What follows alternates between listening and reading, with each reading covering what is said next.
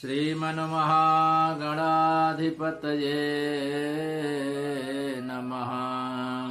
श्रीगुरुचरणकमलेभ्यो नमः। ध्येयं सदा परिभवघनमभीष्टदोहम् तीर्थास्पदं शिवविरिञ्चिनुतं शरण्यं वृत्यार्थिहं प्रणतपालभवाब्धिपोतं वन्दे महापुरुषते चरणारविन्दम्। नारायणं नमस्कृत्य नरं चैव नरोत्तमं देवीं सरस्वतीं व्यासं ततो जयमुदीरयेत्। नमस्तस्मै वराहाय लीलयोद्धरते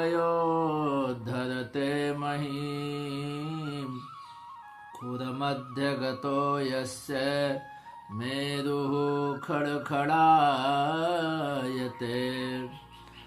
दष्ट्राग्नेडोद्धता गौरुदधि परिवृता पर्वतैर्निम्नगाभिः शाकं मृत्पिण्डवत् प्राग्बृहदुर्वपुषानन्तरूपेण येन सोऽयं कंसासुरारिर्मुरनरकदशास्यान्तकृत् सर्वसंस्थः कृष्णो विष्णुः सुरेशो नुदतु मम रिपुनादिदेवो वराहः।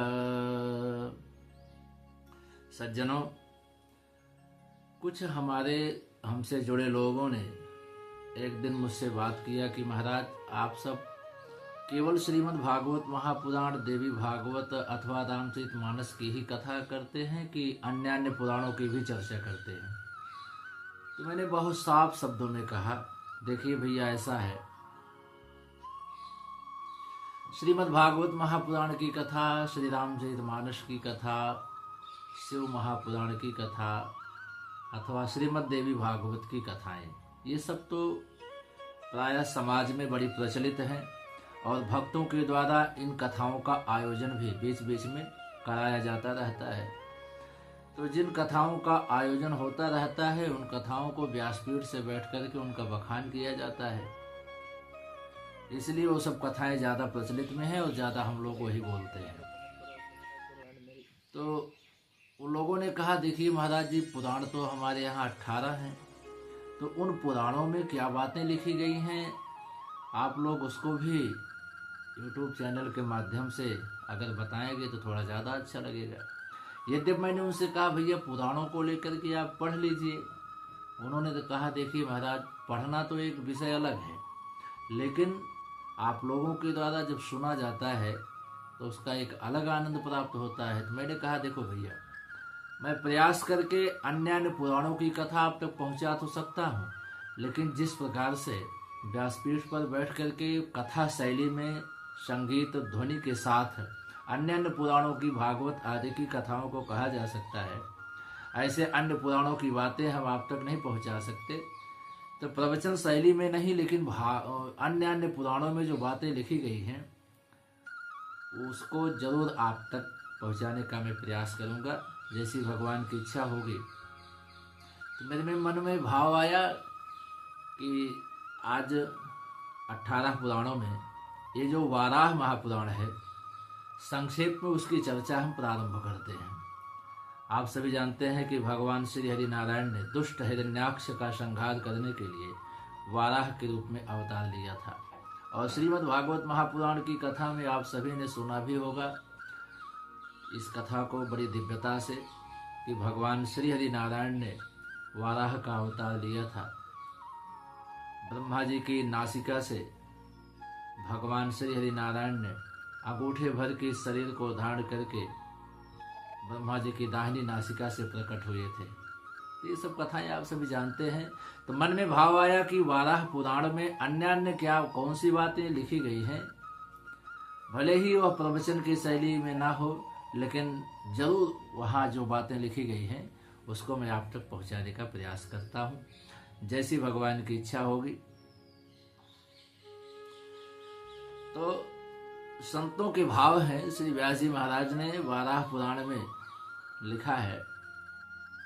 सबसे पहले वाराह भगवान की स्तुति किया है, मंगलाचरण किया है कि अंतर्यामी नारायण स्वरूप भगवान वाराह, नर रत्न नर ऋषि, उनकी लीला प्रकट करने वाली भगवती सरस्वती और उनके वक्ता भगवान व्यास को नमस्कार करके आसुरी संपत्तियों का नाश करके अंतःकरण पर विजय प्राप्त कराने वाले वाराह पुराण का पाठ अवश्य ही करना चाहिए। जिनके लीला पूर्वक पृथ्वी का उद्धार करते समय उनके खुरों में फंसकर सुमेरु पर्वत भी खन खन शब्द की आवाज करता रहता है, उन भगवान वाराह को मेरा नमस्कार है। जिन अनंत स्वरूप भगवान विष्णु अर्थात वाराह भगवान ने प्राचीन काल में समुद्रों से घिरी वन पर्वत एवं नदियों सहित पृथ्वी को अत्यंत विशाल शरीर के द्वारा अपनी दाढ़ के अग्रभाग पर मिट्टी के छोटे से ढेले की भांति उठा लिया था, वह कंस, मुर, नरक तथा रावण आदि असुरों का अंत करने वाले श्री कृष्ण एवं विष्णु रूप से सब में व्याप्त देवदेव आदिदेव भगवान वाराह मेरी सब बाधाओं अर्थात काम, क्रोध, लोभ आदि आध्यात्मिक ये जो शत्रु हैं उन सब का ये नाश करें।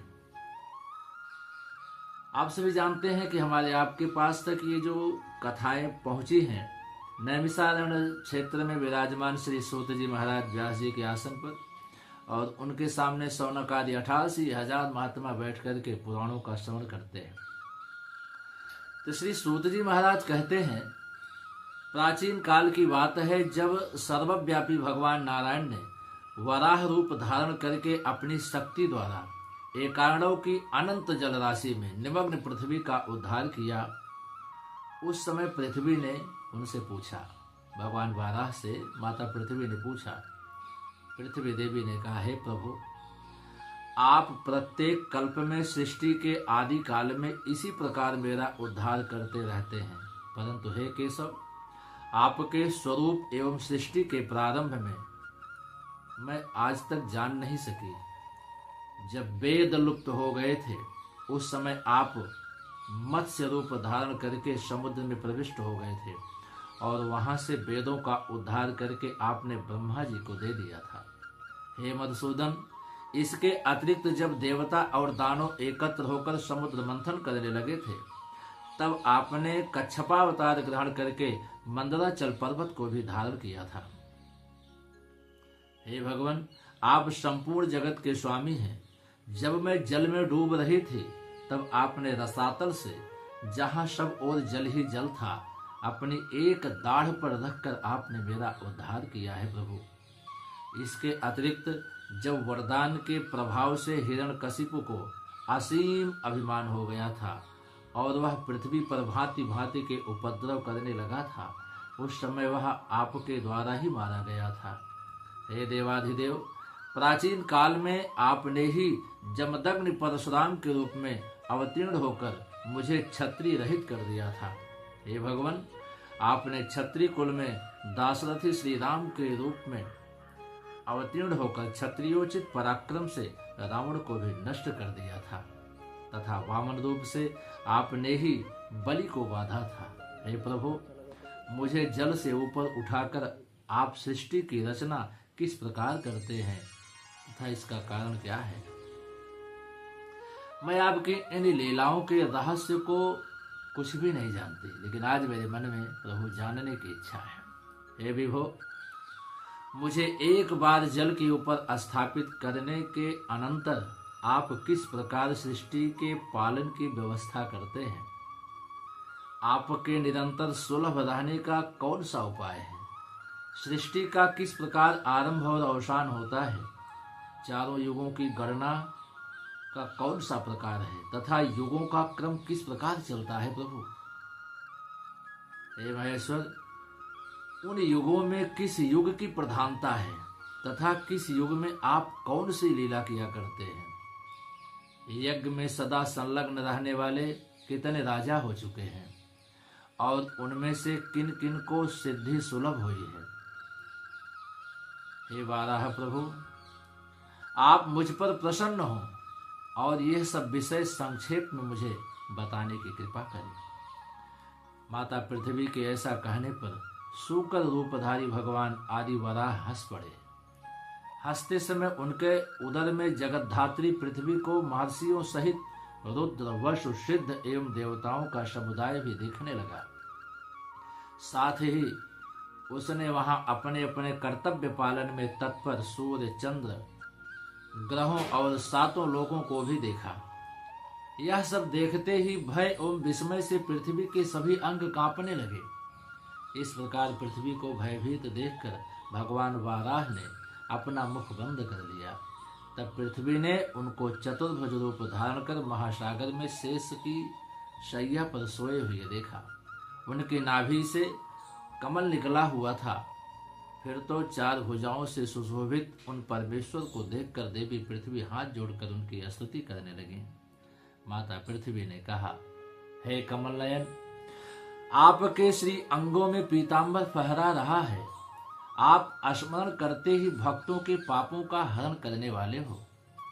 आपको बारंबार नमस्कार है। देवताओं के द्वेषी दैत्यों का दलन करने वाले हे परमात्मा, आपको मेरा कोटि कोटि प्रणाम है।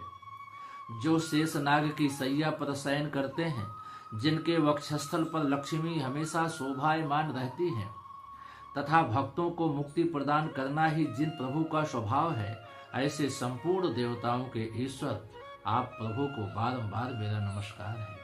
हे प्रभु, आपके हाथ में खड्ग, चक्र और सारंग धनुष शोभा पा रहे हैं। आप पर जन्म और मृत्यु का कोई प्रभाव पड़ता ही नहीं है। आपके नाभि कमल पर ब्रह्मा का प्राकट्य हुआ है। ऐसे आप प्रभु के लिए मेरा बारंबार प्रणाम है।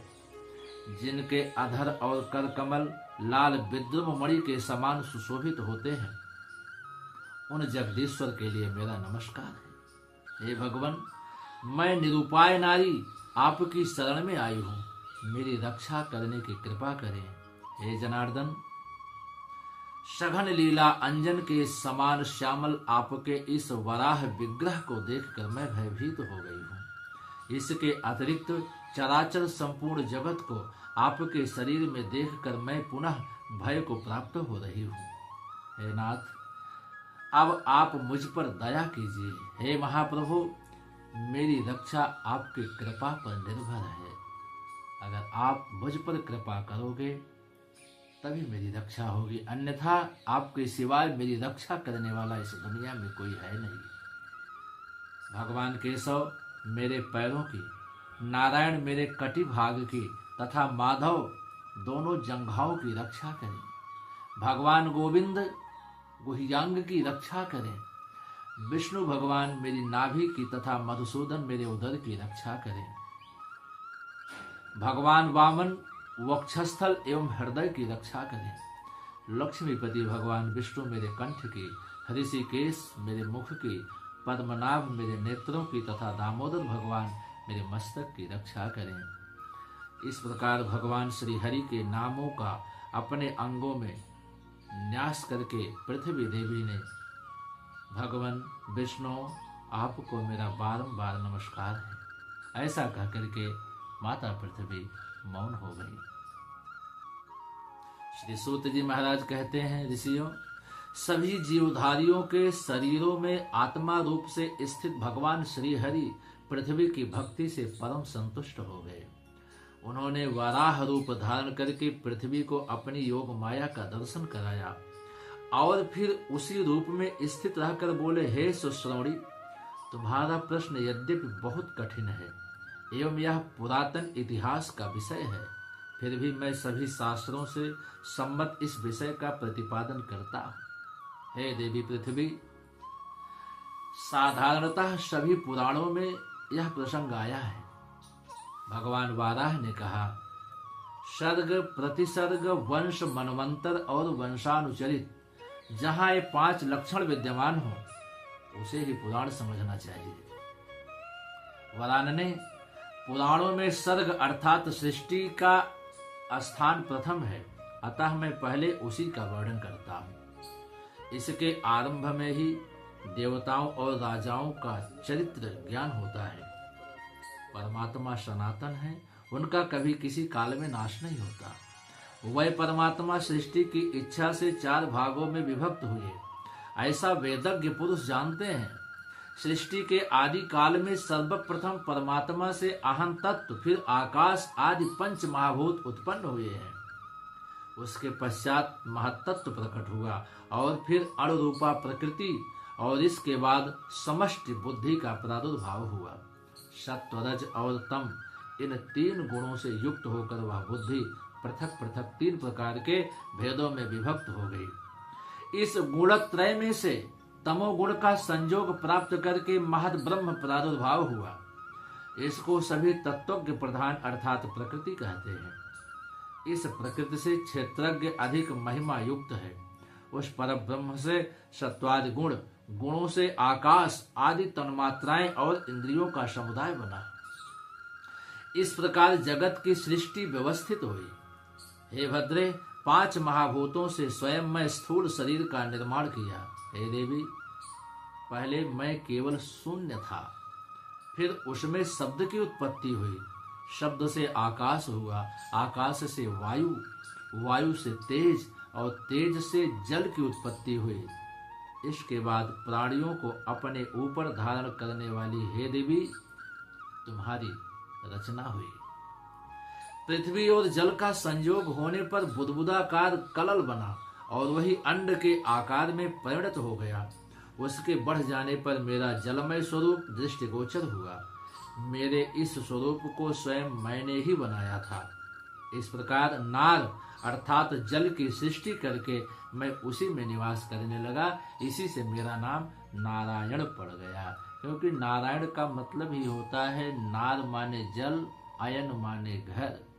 जल ही घर है जिसका। ऐसे भगवान नारायण, बोलिए नारायण भगवान की जय हो।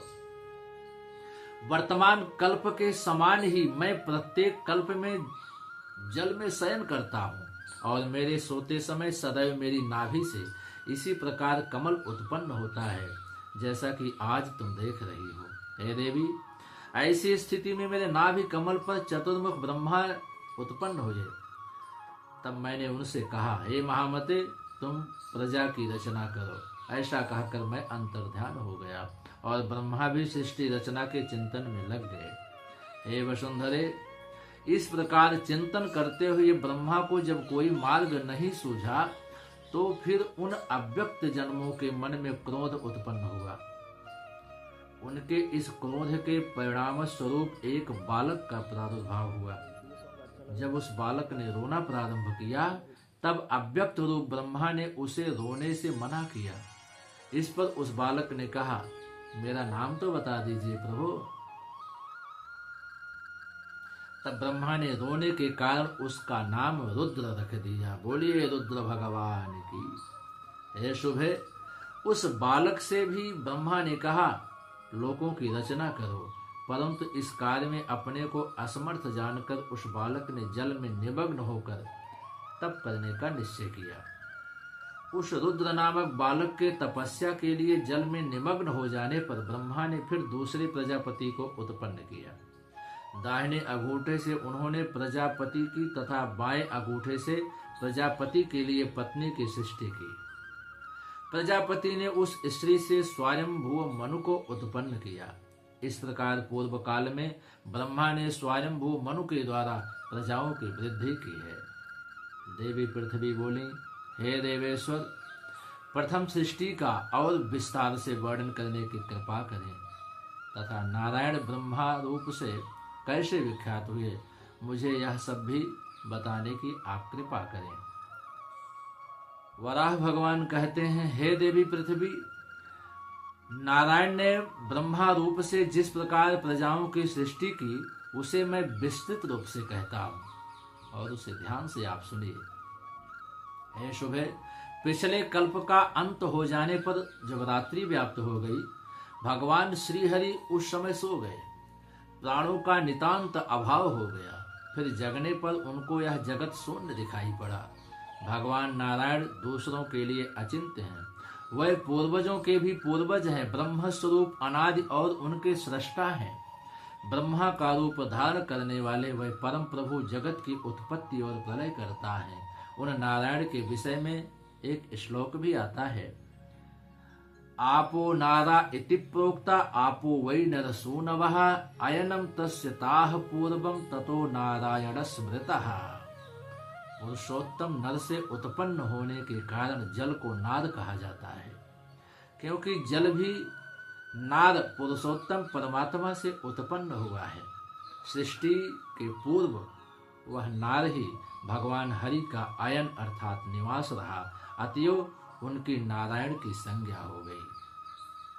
फिर पूर्व कल्पों की भांति उन श्री हरि के मन में सृष्टि रचना का संकल्प उदित हुआ। तब उनसे बुद्धि शून्य तपोमय सृष्टि उत्पन्न हुई। पहले उन परमात्मा से तम, मोह, महामोह, तामिश्र और अंधतामिश्र यह 5 पर्व वाली अविद्या उत्पन्न हुई। उनके फिर चिंतन करने पर तमोगुण प्रधान चेतना रहित जड़ वृक्ष, गुल्म, लता, तृण और पर्वत रूप 5 प्रकार की सृष्टि हुई। सृष्टि रचना के रहस्य को जानने वाले विद्वान इसे मुख्य सर्ग कहते हैं। फिर उन परम पुरुष के चिंतन करने पर दूसरी पहले की अपेक्षा उत्कृष्ट सृष्टि रचना का कार्य प्रारंभ हो गया। यह सृष्टि वायु के समान वक्र गति से यह तिरछी चलने वाली हुई, जिसके फलस्वरूप इसका नाम तिर्यक स्रोत पड़ गया। इस सर्ग के प्राणियों की पशु आदि के समान नाम से प्रसिद्धि हुई। इस सर्ग को भी अपने सृष्टि रचना के प्रयोजन में असमर्थ जानकर ब्रह्मा द्वारा चिंतन किए जाने पर एक और दूसरा सर्ग उत्पन्न हुआ। यह ऊर्ध्व स्रोत नामक तीसरा धर्मपरायण सात्विक सर्ग हुआ, जो देवताओं के रूप में ऊर्ध्व स्वर्गादि लोकों में रहने लगा। ये सभी देवता ऊर्ध्वगामी एवं स्त्री पुरुष संयोग के फलस्वरूप गर्भ से उत्पन्न हुए थे। इस प्रकार इन मुख्य सृष्टियों की रचना कर लेने पर भी जब ब्रह्मा ने पुनः विचार किया तो उनको भी एक परम पुरुषार्थ यानी मोक्ष के साधन में असमर्थ दिखे। तब फिर उन्होंने सृष्टि रचना का चिंतन करना प्रारंभ किया और पृथ्वी आदि नीचे के लोकों में रहने वाले अर्वाक स्रोत सर्ग की रचना किया। इस अर्वाक स्रोत वाली सृष्टि में उन्होंने जिनको बनाया वह मनुष्य कहलाए और वह परम पुरुषार्थ के साधन योग में थे। इनमें जो सत्व गुण विशिष्ट थे वह प्रकाश युक्त हुए। रज एवं तमो गुण की जिनमें अधिकता थी वह कर्मों के आधार का बारंबार अनुष्ठान करने वाले दुख युक्त हुए। हे सुभगे, इस प्रकार मैंने 6 सर्गों का तुमसे वर्णन किया।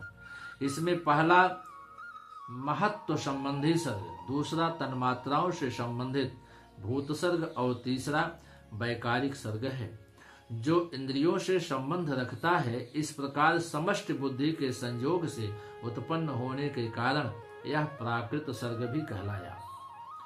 चौथा मुख्य सर्ग है। पर्वत, वृक्ष आदि अस्थावर पदार्थ ही इस मुख्य सर्ग के अंतर्गत है। वक्र गति वाले पशु पक्षी तिर्यक स्रोत से उत्पन्न होने से तिर्यक योनि या तैर्यक स्रोत के प्राणी कहे जाते हैं। विधाता की सभी सृष्टियों में उच्च स्थान रखने वाली छठी सृष्टि देवताओं की है। मानव उनकी 7वीं सृष्टि में आता है। सत्वगुण और तमोगुण मिश्रित 8वां अनुग्रह सर्ग माना गया है, क्योंकि इसमें प्रजाओं पर अनुग्रह करने के लिए ऋषियों की उत्पत्ति होती है। इसके बाद 5 वैकृत सर्ग और पहले के 3 प्राकृत सर्ग के नाम से जाने जाते हैं। 9वां कौमार सर्ग प्राकृत वैकृत मिश्रित है। प्रजापति के ये 9 सर्ग कहे गए। संसार की सृष्टि में मूल कारण यही है। इस प्रकार मैंने इन सर्गों का वर्णन किया।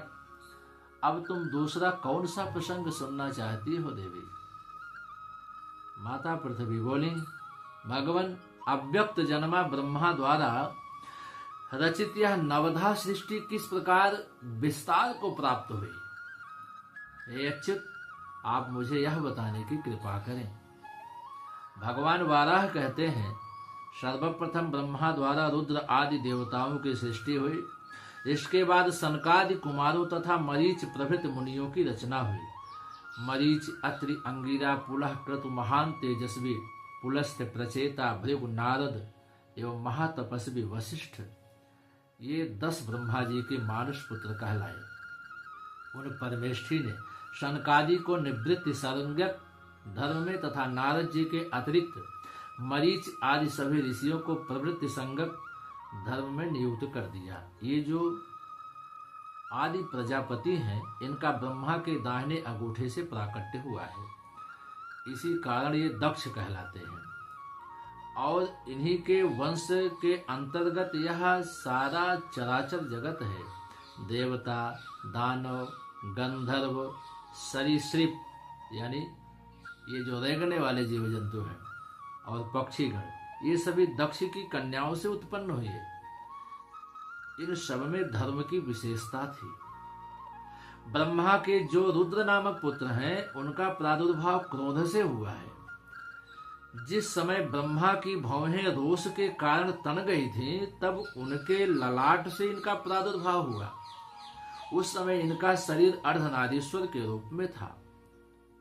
और तुम स्वयं अपने को अनेक भागों में बांटो, इनसे यूं कहकर भगवान ब्रह्मा अंतर्धान हो गए।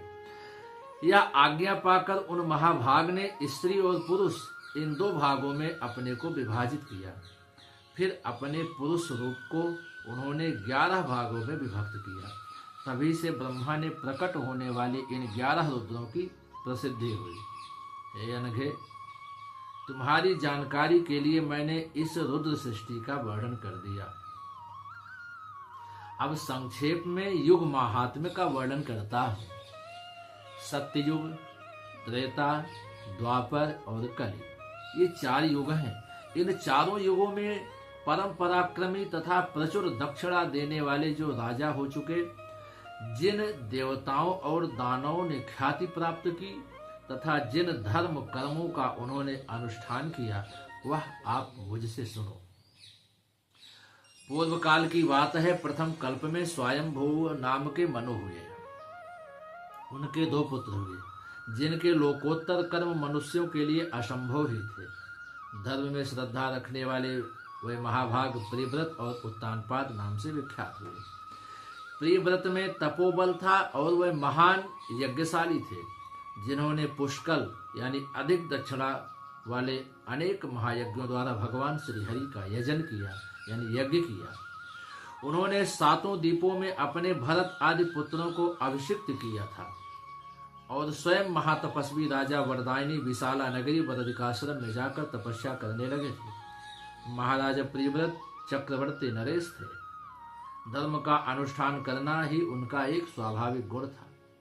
अतएव उनके तपस्या में लीन हो जाने पर उनसे मिलने की इच्छा से वहां स्वयं देवर्षि नारद जी आए। नारद मुनि का आगमन आकाश मार्ग से हुआ। उनका तेज सूर्य के समान छिटक रहा था। उन्हें देखकर महाराज प्रियव्रत को बड़ा हर्ष हुआ और उन्होंने आसन, पाद्य एवं नैवेद्य से नारद जी का भली भांति सत्कार किया।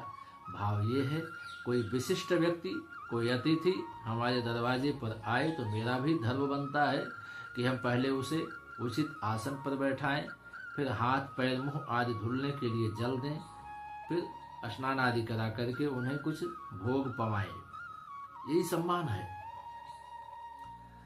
तत्पश्चात उन दोनों में परस्पर वार्ता प्रारंभ हो गई। अंत में वार्तालाप की समाप्ति के समय राजा प्रियव्रत ने ब्रह्मवादी नारद जी से पूछा, हे नारद जी, आप महान पुरुष हैं। इस सत्ययुग में आपने कोई अद्भुत घटना देखी है या सुनी है? अगर ऐसा कुछ है तो आप उसे मुझे बताने की कृपा करें। नारद जी ने कहा, हे महाराज, अवश्य ही मैंने एक आश्चर्यजनक बात देखी है। आप उसे खूब ध्यान से सुनिए। कल मैं श्वेत द्वीप गया था। मुझे वहां पर एक सरोवर दिखलाई पड़ा। उस सरोवर में बहुत से कमल खिले हुए थे। उसके तट पर विशाल नेत्रों वाली मैंने एक कन्या देखी, जो कन्या वहां खड़ी थी। उस कन्या को देखकर मैंने अत्यंत आश्चर्य में पड़कर उसकी वाणी भी बड़ी मधुर थी। मैंने उससे पूछा, हे भद्रे, तुम कौन हो? इस स्थान पर तुम कैसे निवास करती हो और यहाँ तुम्हारा क्या काम है? मेरे इस प्रकार पूछने पर उस कुमारी ने एकटक नेत्रों से मुझे देखा, पर न जाने क्या सोचकर वह चुप ही रही। उसके देखते ही मेरा सारा ज्ञान पता नहीं कहाँ चला गया। राजन, संपूर्ण वेद, समस्त शास्त्र, योग शास्त्र और वेदों के शिक्षा आदि अंगों की मेरी सारी स्मृतियां उस किशोरी ने मुझ पर दृष्टिपात करके ही हरण कर लिया।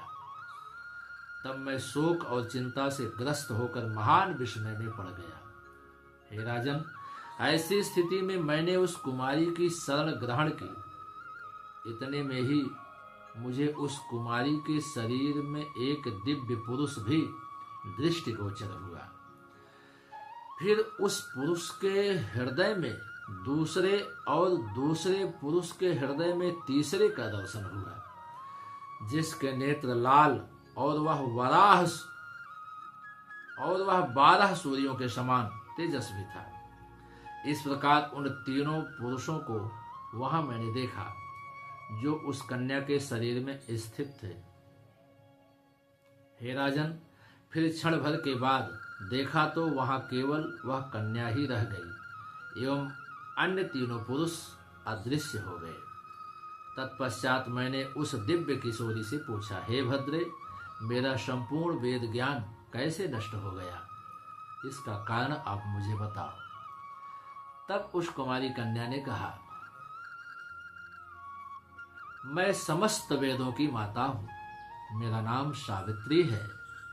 तुम मुझे नहीं जानते। इसी के फलस्वरूप मैंने तुमसे वेदों को अपहरित कर लिया।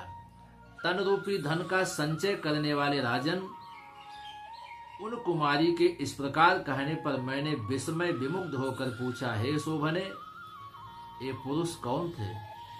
मुझे यह भी बताने की कृपा कर।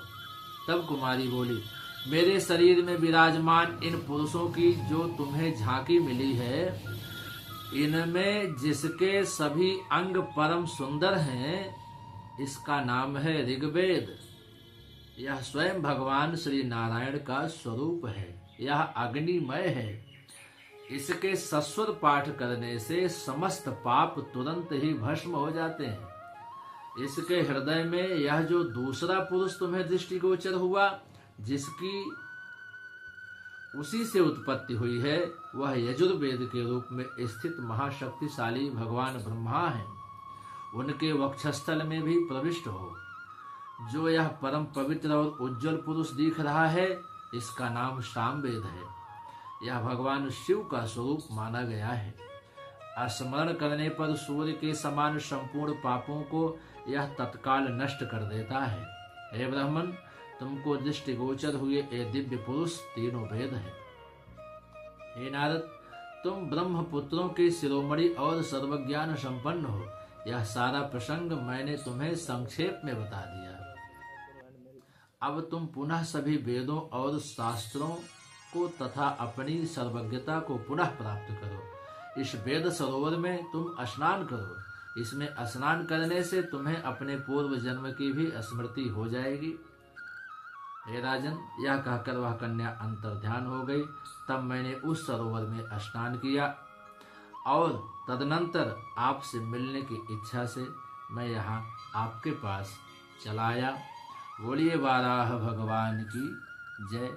सज्जनों, इसी प्रकार से वाराह पुराण में संक्षेप में क्या कुछ वर्णन है, मैं अगले वीडियो में लेकर के आपके पास आता रहूँगा। भगवान वाराह की कृपा आप सभी को प्राप्त हो। बोलिए वाराह भगवान की जय हो।